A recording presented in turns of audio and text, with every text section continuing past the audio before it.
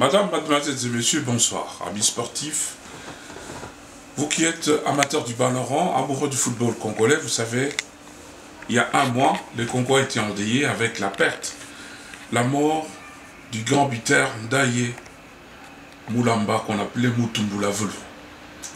Ancien Tchukunku, ancien DS Bantou, il a fait un transit dans le Bandundu, il est revenu à Tchukunku pour enfin atterrir avec club où il a eu le niveau que vous l'avez connu.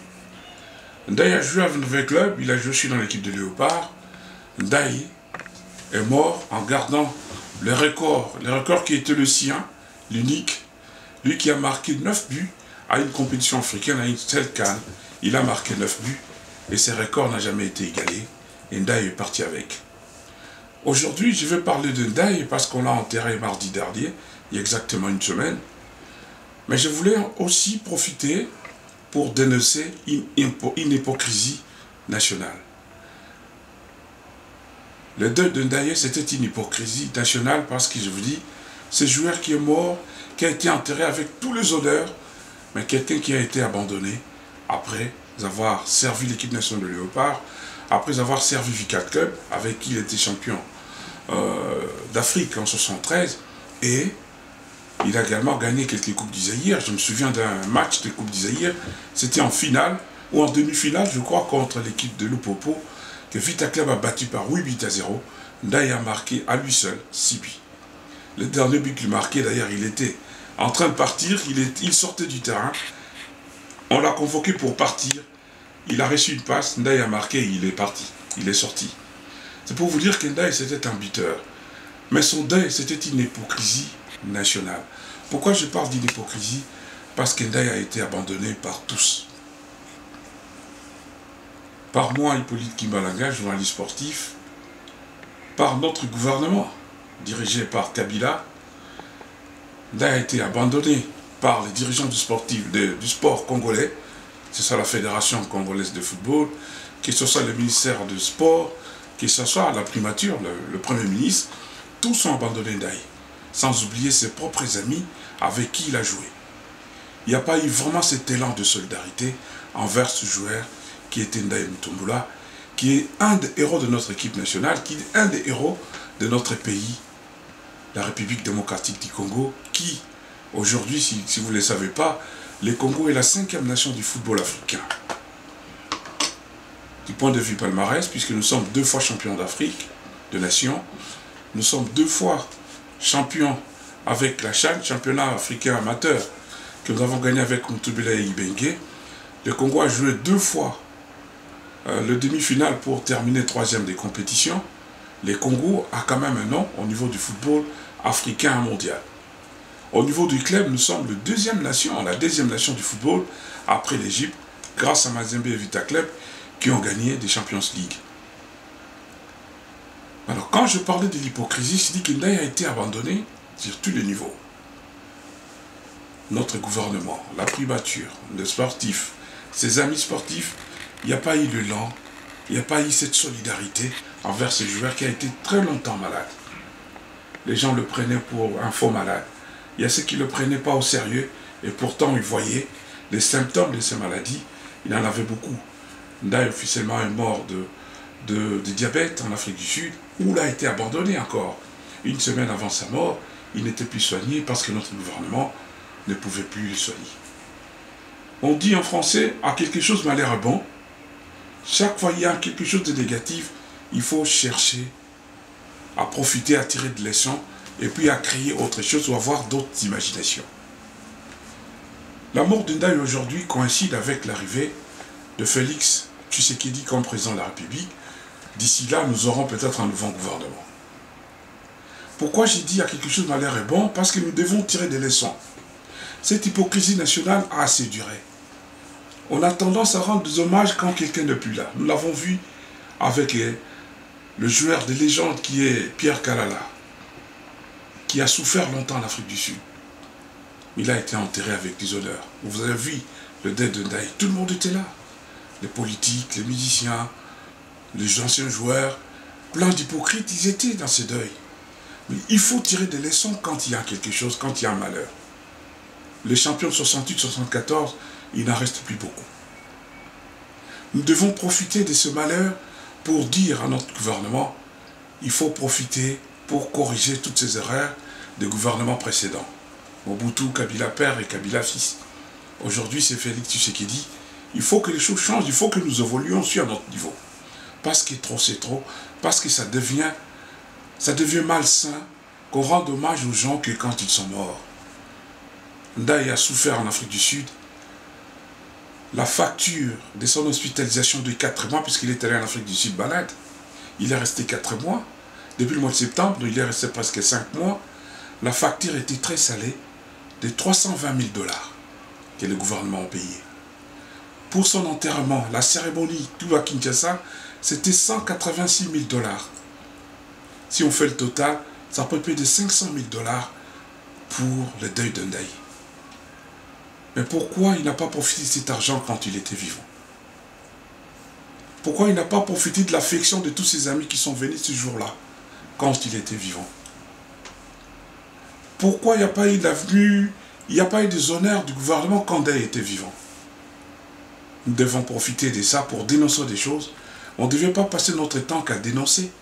Nous devons aussi faire des propositions. Raison pour laquelle je fais cette émission rapidement pour dire au nouveau gouvernement, aux nouveaux dirigeants du sport, qui seront nommés peut-être d'ici 2 mois, que les choses doivent changer. Nous devons apprendre à enterrer nos héros du football quand ils sont vivants, quand ils sont en vie. Aimons-nous vivants. Il serait aussi préférable demain qu'on nous voyons les avenues au nom de ceux qui étaient champions d'Afrique avec notre équipe nationale. Kabamba est malade. Il y a plein qui sont malades aujourd'hui. Il ne faut pas attendre qu'ils meurent pour leur rendre des honneurs, pour dépenser beaucoup d'argent, alors qu'ils en ont besoin maintenant. Ce n'est pas normal dans un pays civilisé comme le nôtre.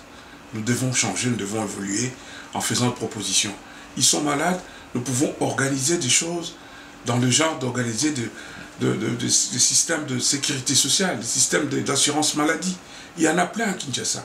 On peut prendre tous ces anciens champions en charge. Lobilo, Ndongala, Kilasu, Kibonge, Mayanga. J'ai cité Kabamba qui est très malade en ce moment, Tubilandou. Ils sont encore là, Santos Mutubile, Kabongo et les autres qui sont encore vivants. N'attendons plus qu'ils meurent pour les rendre hommage. Nous serons fiers aujourd'hui d'apprendre qu'une avenue porte aussi le nom de nos sportifs qui ont fait la fierté de notre équipe nationale. Moi, je vais prendre le cas particulier d'Ndaye Mutombola. Cet homme m'a fait pleurer 2 fois à l'espace des 48 heures. Lors de la finale de 74, j'avais 11 ans. La première finale de 2-2, quand la Zambie a égalisé, je pleurais. Je me souviens ce que ma mère m'a dit, Hippo, ce n'est que du football. Je pleurais parce que j'avais la peine qu'on perd cette finale, qu'on soit égalé à la fin du match. 48 heures après, quand il y a eu le match à rejouer, Ndaye a marqué 2 buts, j'ai encore pleuré. Cette fois-là, c'était, je pleurais de joie, je pleurais de bonheur. Ces garçons ont marqué ma vie, ces garçons ont marqué l'histoire de notre football. Quand on parle de vrais héros, c'est ces gens-là qui sont de vrais héros. Ndaye, c'était un héros. On l'a rendu hommage quand il est mort, c'est bien. Mais pourquoi ne pas les rendre quand il était vivant? Près de 500 000 € dépensés. Si on pouvait lui donner 100 000 quand il était vivant, peut-être qu'il serait encore en vie. Évitons de le faire avec ceux qui sont encore vivants aujourd'hui. J'ai cité les noms. Les champions d'Afrique, il y en a encore de 68. Il reste 7 ou 8. C'est de 74, il y en a encore. Il faut les rendre hommage, il faut les enterrer quand ils sont vivants. Voilà les propositions que j'allais faire. Nous avons organisé la messe de Ndaye ici à Paris, le samedi 2 mars. Il y avait à peine 15 personnes. Les sportifs n'ont pas répondu présent. Peut-être qu'ils étaient empêchés. Peut-être qu'ils ont des occupations. La messe n'est pas obligatoire, c'est vrai. Mais c'était quand même la messe de Ndaye. Il y a plein de sportifs ici. Ceux qui ont joué avec lui dans l'équipe des Léopards, ceux qui ont joué avec lui dans l'équipe de Vita Club. Avant de faire des reproches au gouvernement, avant de faire des reproches aux sportifs, aux dirigeants sportifs, les joueurs aussi, les anciens, eux-mêmes doivent faire leur propre critique, puisqu'à leur niveau non plus, il n'y a pas de solidarité. Ndaye a été abandonné sur tous les niveaux. personne n'est venu au secours d'Ndaye. Très peu de sportifs appelaient sa fille, Sylvie Ndaye, à qui je vais rendre hommage aujourd'hui, qui a lutté auprès de son père. Elle a été là avec son père en Afrique du Sud. Quand elle était abandonnée, Sylvie était toujours là. Je vais dire bravo, courage à Sylvie Ndaye. Tu étais à la hauteur, tu as supporté ton père jusqu'à la fin. Nous avons essayé. Moi, j'ai lancé des appels 2-3 fois sur Internet. Il y a eu très peu de rapports, très peu de retours. Mais quand même, il y a certains sportifs qui ont agi, qui appelaient Sylvie en Afrique du Sud, qui l'appelaient quand il était à Kin. Je vais faire un coucou spécial à un ami sportif, ancien d'Imana, ancien de Lupopo. J'ai cité Enoch Ngila. Ce garçon qui vient de créer un club de football en Mbandaka qu'on appelle Mbandaka Sport. Enoch Ngila, je dis merci pour votre soutien. Vous avez essayé de faire quelque chose pour amener Ndaye aux États-Unis à vos propres frais. Mais le gouvernement était fier, il ne voulait pas laisser les autres s'occuper d'Ndaye. Mais ils ne sont pas allés jusqu'au bout de la démarche. Merci à toi, Enoch. Bonne chance avec votre nouveau club. Mbandaka Sport, comme tu l'as dit, tu veux réveiller Mbandaka, tu veux faire de Mbandaka une grande région du football avec les anciens qui tu veux donner. J'ai appris, tu as sollicité Vieux Kondo, tu as sollicité Lobilo, tu as sollicité Mana, tous ces vieux, il faut leur donner la chance de se reconvertir. Toi, tu veux le faire. Merci en tout cas, Enoch Ngila. Mais j'aimerais terminer cette mission, cette intervention, en lançant un appel solennel au nouveau président de la République, qui est Félix Tshisekedi. Félix Tshisekedi, je l'ai connu personnellement comme un gardien de but. On a eu l'occasion de jouer ensemble quand on était jeunes. Félix, moi je m'adresse à toi. C'est le nouveau régime. J'ai entendu les 100 jours, les 100 premiers jours, tu as lancé un programme. Tu n'as pas parlé du football. C'est pas normal. Si le Congo est grand aujourd'hui, c'est grâce au football aussi. Si le Congo est populaire aujourd'hui, c'est aussi grâce à son football, grâce à son sport. Dans le prochain mois, vous aurez l'effectivité du pouvoir. Il faut penser à ces anciens joueurs, à ces anciens léopards. Il faut les rendre hommage. Nous allons célébrer les 100 ans du football congolais au mois de juillet prochain.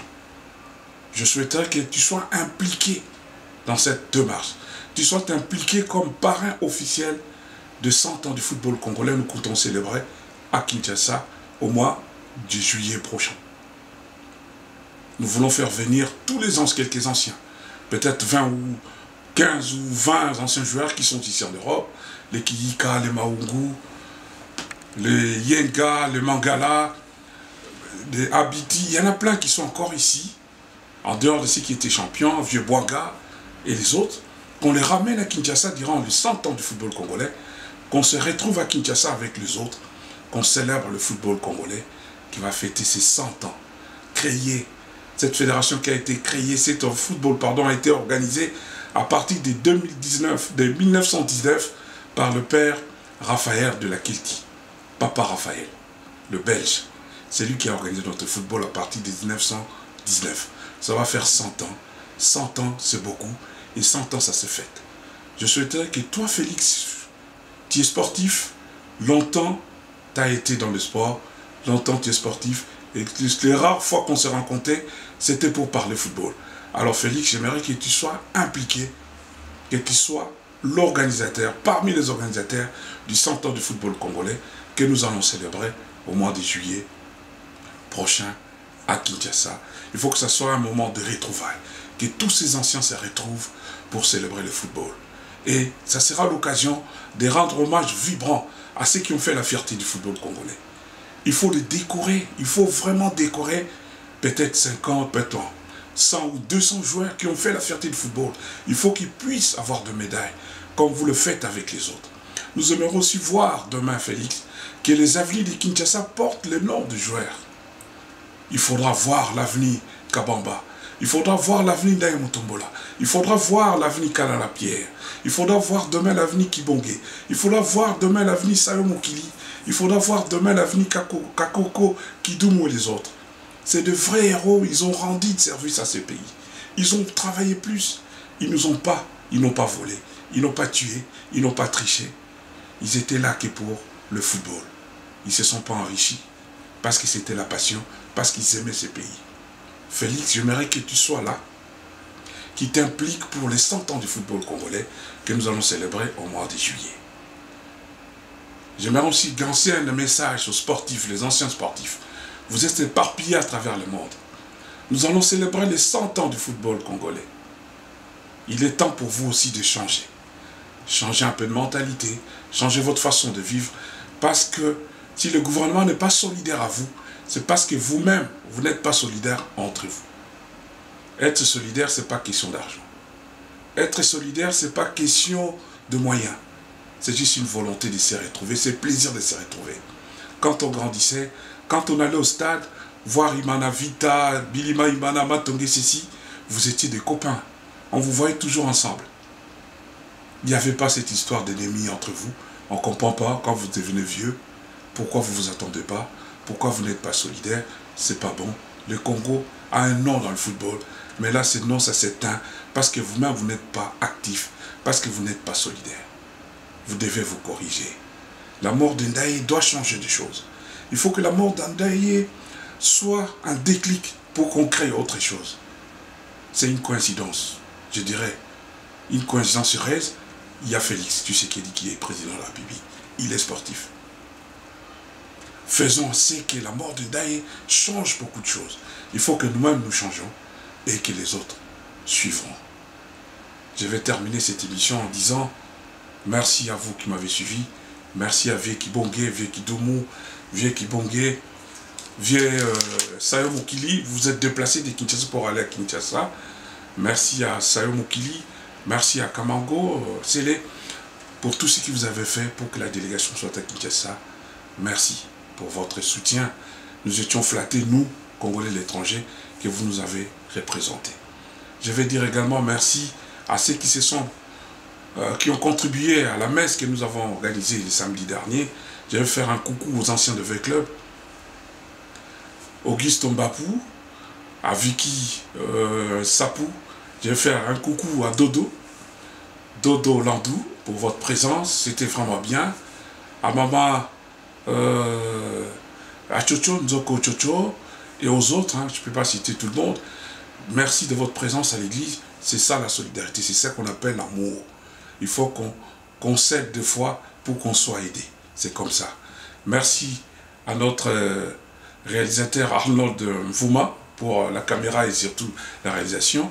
Profitant pour dire coucou à son fils Grayson qui a une année aujourd'hui. Grayson, toute l'équipe de la rédaction de notre émission vous dit joyeux anniversaire, 1 an ça s'est fait. Merci Arnold de nous avoir donné aussi ces beaux bébés. Je vais terminer en disant merci à Baccalauréat, merci à Baccalauréat Lumamba pour votre soutien. Merci à Clovis Bagabioko. Merci à toi Enoch. Je répète, à toi Enoch. Merci pour tout ce que tu as fait.